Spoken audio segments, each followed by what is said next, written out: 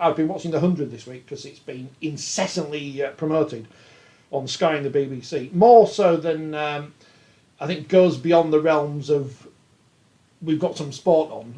It's been a bit propaganda on the BBC social media page. Well, everything's great. This is the greatest thing ever. Blah blah blah. It's the biggest crowd ever. Yeah, but it's bigger than the one yesterday, and this and that and the other. Although I think they should have done. You said they should have mixed teams. I think they should have mixed the competition up and just had one league table. Because then the Northern Superchargers would be better than they are. Because the men lost, didn't they? But the women have won 2 now. So. But there's got to be some lessons we can learn from the 100, because if you haven't watched it, and there was lots of discussion before it even started that it's terrible, it's not proper cricket, and basically what's happened is it's T20 cricket with 20 less balls, a few more gimmicks added, don't like the graphics on the screen, don't like some of the hype from the commentators because it goes beyond actual commentating into propaganda, but in essence it's cricket. T20 cricket's been around for 20 years. It's just another rebrand of that where they can try and make some money because no one cares about Derbyshire versus Gloucestershire or something. I don't know. But they're making names out of these people, especially the women cricketers who people might not have heard of before because they're on national television. They've got DJs and music and people off the telly being Burks and stuff. And they're selling an event and not saying it's cricket, come and watch. Whereas, and I think we can look at the attendances this week and we can make many assumptions as to why the crowds are as they are. I know people have made various statements about Wigan's crowd, 5,555. You couldn't make that up, could you? What a number that is. What a poker hand that is. That's almost like the 10,000 you used to get at Leicester Tigers every week. Exactly. We expect people to turn up just because it's rugby league, don't we? We don't add any value whatsoever. And I've said this before. It's unfair this week because Wigan, Leeds and Huddersfield play in vaguely modern stadia. But in a week where we'd have, Wakefield and Castleford at home, or I know Hull KR have done work to their ground, but it's still an old ground. Well, no, just use Wakefield and Castleford as examples. Or in the Championship.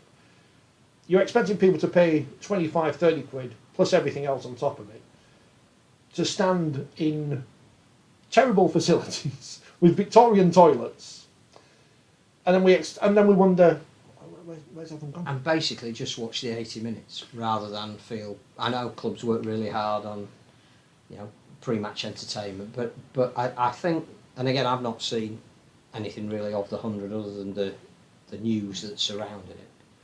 It's clearly aiming for a next generation audience.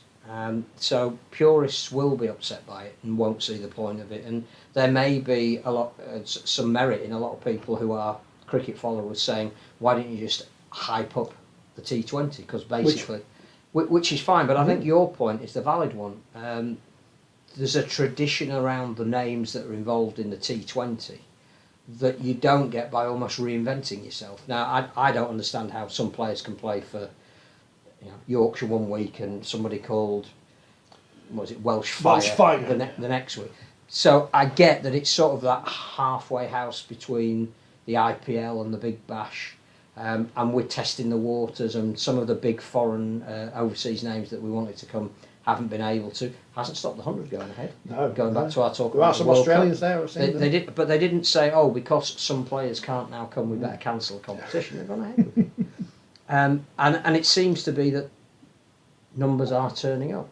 So whether the fogies like me like or don't like it is irrelevant. If they can get 13,000 people to go and watch a women's cricket match that takes 3 hours to actually get through the cricket part of it, but has all the bells, whistles, and younger people who may have a shorter attention span, which again is a generalisation, but that's why they're coming up with these short forms, gives us two issues, I think. One is, how do we get a product that appeals to a more modern day audience in its traditional format?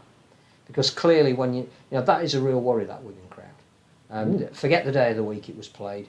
That is no interest other than season and ticket the holders. opposition as well, because again we're going back to this argument of they don't bring away fans. Irrelevant. You should never budget on how many away fans are coming. You should be filling the stadium with your own people. Absolutely.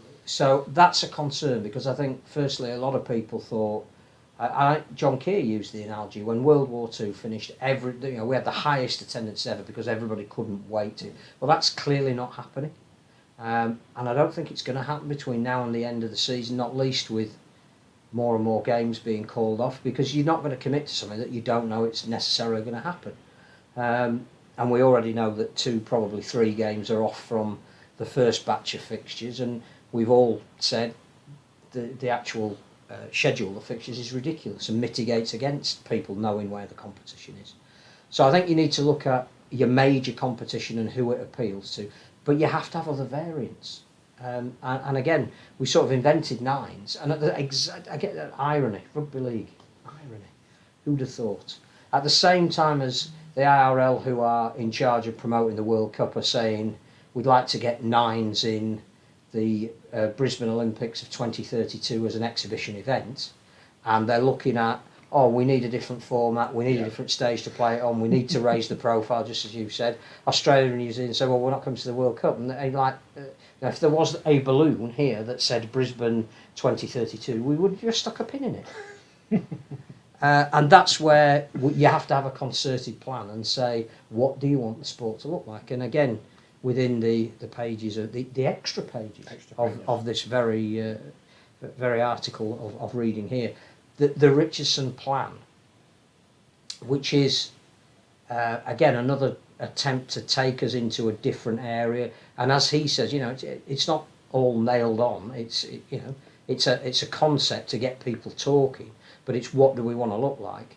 And you compare that to Ken Davey, who's quoted in the other half of the article, basically saying we're looking to go back to what we were, or realignment with the best of each. Well, what about if the best of each now actually needs something different rather than the bits that we've seen? And again, I think that's where the sport is at the moment. That we have to decide. We're going to continue with the fixtures as we're seeing them and the teams as we know them in a competition that we have had for many a long year with just minor adjustments, or are we actually going to say we need to be different coming out of COVID, and we need to look different, we need to have another variant, we need to have appeal to a younger audience, and not, as you say, just put on the same fixtures every week and expect the same sort of people to turn up and watch them when the numbers are diminishing, whether we like it or not. As we've seen with the Rugby Union Sevens, we'll give it its full title, which it doesn't have in the Olympics. There aren't famous people in there. Not that I know any rugby union players anymore, as we've discussed before, but they're not the top level international Lions Tour Six Nations people. Those are not those people, especially Sevens players. We had the Carnegie Nines 10 years ago or so. There is an opportunity there where, and again, we're just coming up with these things and just throwing them against the wall because, let's face it, it's better than, We have to at the moment. We could write a plan, but it'll get thrown in the bin anyway. So we may as well just throw ideas out there on a podcast and people go, it's a load of crap or it's good. So we have a Super League, Championship, League One, whatever. Women's Super League is there as well. That's on a weekend. Midweek, we have a series of nines tournaments, much like they did with the sevens in the. I mean, brilliantly, I've got some programs from the late 60s where they had sevens tournaments which they ran in the winter. What a stupid idea that is! But instead of having Wakefield and whoever, you would still have Leeds, you would still have Wigan, but you would then have a Calder representative. The whole are together. Sorry, Cumbria, whatever.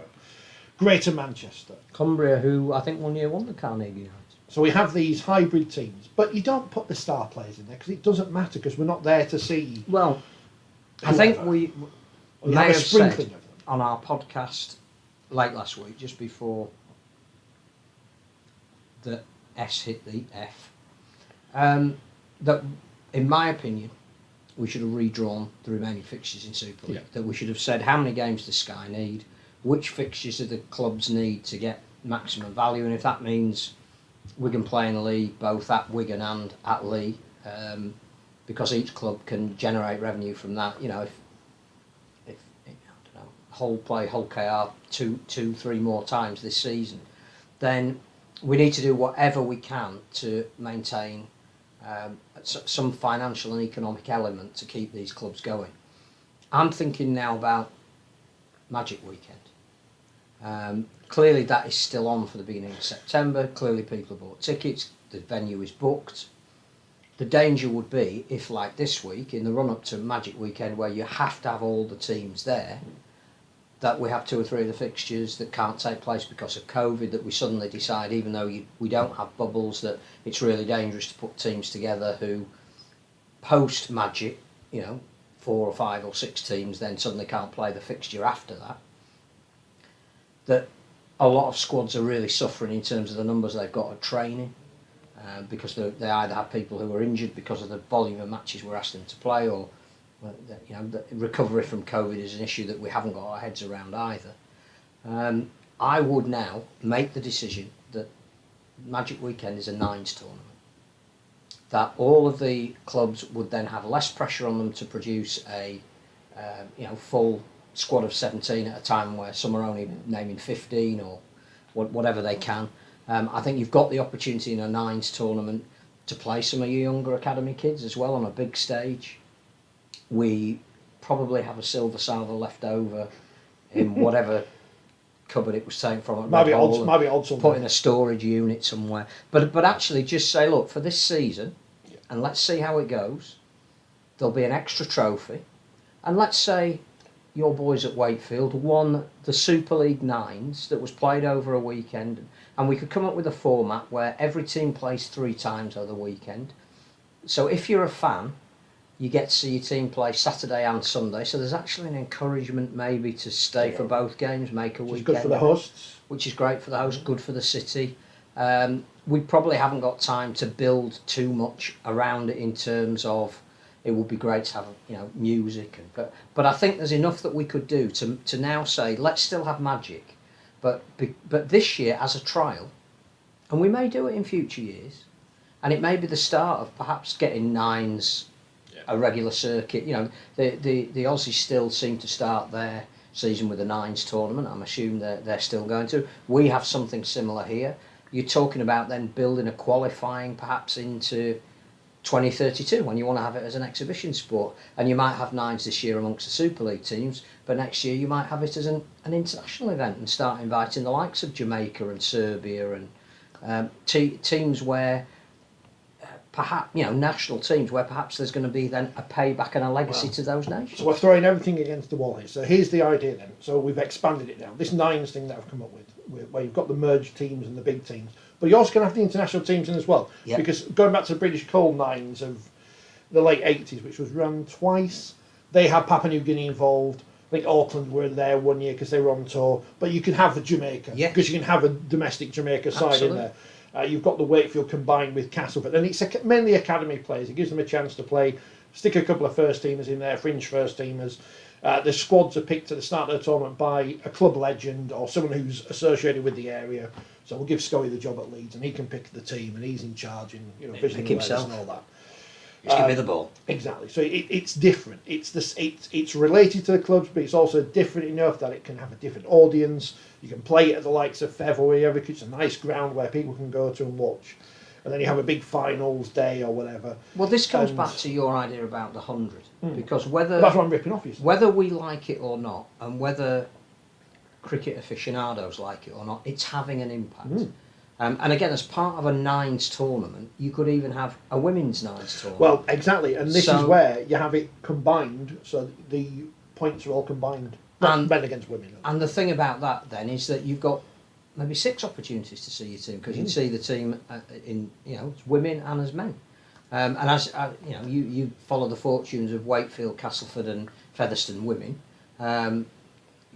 Combined, they've got a really competitive team. Individually, 1 or 2 of those may be struggling at the moment. So I think this is what we need to be looking at, but we haven't got a lot of time because apparently it's the 26th of July. I've just checked. And I just think those sort of decisions, Sky have got a whole bunch of time allocated to Rugby League over 2 days. And we're not giving them, we're not denying them the ability to have Rugby League front and centre. What we're doing is, if we're clever enough, we're going to them and saying, altered our product for you. We've actually got something that and we don't want to run the risk of not taking place. We don't want to be ringing you on a Monday and saying, you know, we had 6 fixtures, we've only got 2 now. What we've come up with is something that actually suits everybody, and you can do with the Super League 9s what you've done with the 100. Of clearly, it won't be the same level of promotion, but you can start telling people it's something a little bit different. And we rip off the snooker where they have that shootout thing. It's just 10 minutes.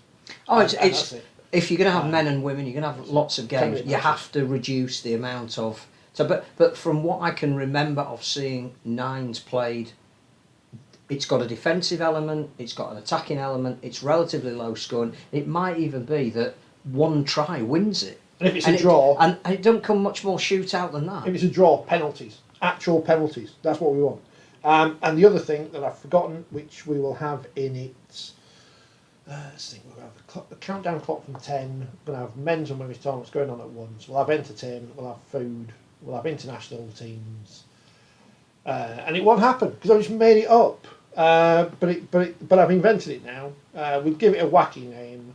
And this is the thing where it's all right as going to the Hearns and whatever, but the Hearns do individual sports and haven't been able to, as of yet. But what you might do with something like that is ring up the Hearns and say, this is the event, we'll pay you a percentage of any people that get there above 20,000. Will you promote it? You don't own it, but you are essentially promoters. You like to promote your own product, but if we pay you an incentive-based fee to get people there, would you like to put your toe in the water with Rugby League? Leeds Rhinos of the Betfred Super League, have they sent out a tweet congratulating the Betfred World Match Play Darts champion Peter Wright, who's their fan? They did mention him, I think, during the week, but they certainly have congratulated anybody from Leeds who's won a gold medal today. Because he's a Leeds fan. And he had a shirt with the sponsors, hung up, didn't he, in his shed where he practiced. There was something else I was going to mention about this tournament that I've invented, and I can't remember what it was. But I'm sure it was important. I think your tournament idea is a great idea. I just think we now have a slot at Magic. We've got to do something, yeah, because we got lucky with Wembley. We got very lucky with Wembley. We said that last week. Well, look at the fact that neither Saints or Cass have played since Wembley, and they're not going to play again this week. And the 1895 was in doubt until 3 hours before it kicked off. The morning of it, yeah. So I don't know what our good people think that. We're talking rubbish. No, that would they go and let's say you bought a ticket to Magic. You think you're going to see a standard league fixture in a league that is having its integrity questioned by the minute. If somebody said to you, your ticket is still valid, we still want you to come, but you're going to see something a little bit different, would you want a refund or would you be prepared to go along? I'd love to know. If anything, we're trying to sell something completely different to a completely different audience. Because we'll turn up, albeit not in as much as our numbers, but we need more people who are not to turn up. And that's where you need the razzmatazz, that's where you need the DJs, that's where you need extra things on the side. That's where you need marketing. And, we fall down on that. Which, again, we haven't got money to pay for marketing at the moment. But we already have an event that is scheduled. That is the marketing around Magic is already out there. If you say we're going to make it major Magic because we're going to change the format of it, there's not a huge amount you need to put in because it's already happening, and Sky will market it. Calder versus the Rhubarb Triangles in the inaugural Forty20 Magic 9s final. T-shirts coming shortly, says Tim. The design. We did, obviously the mighty pylons of Pyongyang, we did actually come up with another couple of teams. I say we, the people that Radio Nothing to do with us. No, there was a Cumbrian one which was brilliant, but I don't know if we've ever released that. I don't know if we can. But I have a feeling that Pyongyang might be getting a phone call from the World Cup. They don't know they're not real yet. So. If you could be representative of the whole of the nation, we've got a spot for you. Mark has mentioned something which I was going to bring up, and he is now reminding me of it. So thanks, Mark. And it is the key again to selling things to people who don't know they want them. So the people who turn up at the 100 cricket, they don't know they want to watch cricket, but they've turned up.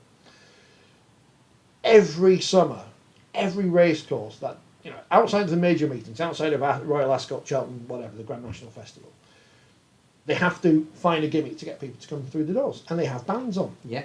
And it's great because loads of people turn up. Doncaster, not Doncaster, Pontefract. They had the Rugby League night. Loads of people. I went to York a couple of years ago because Boyzone. I didn't go see Boyzone, and the people there don't really know if the racing's any good or not because they're not there to see them.